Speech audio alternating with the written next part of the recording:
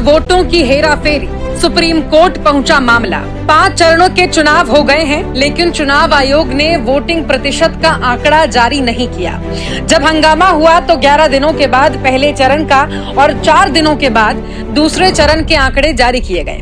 हुआ यूं कि चुनाव आयोग ने चुनाव के बाद वोट प्रतिशत का अस्थायी आंकड़ा जारी किया। आंकड़े में लिखा था कि ये आंकड़े बदल सकते हैं। कई दिन इंतजार करने के बाद जब देश की जनता ने असल आंकड़े की मांग की तो कई दिनों के बाद चुनाव आयोग ने फाइनल आंकड़े जारी किए। लेकिन दिक्कत ये थी कि जब इस आंकड़े को पिछले आंकड़े से मिलाया गया तो 1,07,00,000 वोटों का इजाफा हो गया। अब सवाल पैदा होता है कि जब इतने लोगों ने वोट ही नहीं किया तो वोटिंग के आंकड़े में इतना उछाल कैसे आ गया।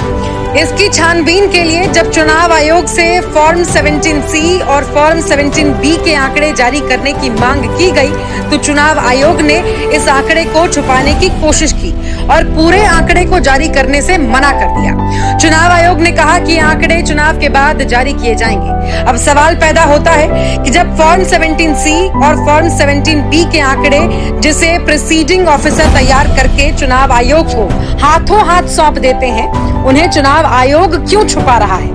और ये जो 1,07,00,000 वोट बढ़ गए हैं वो कैसे बढ़े और उन्हें किसके खाते में डाला गया?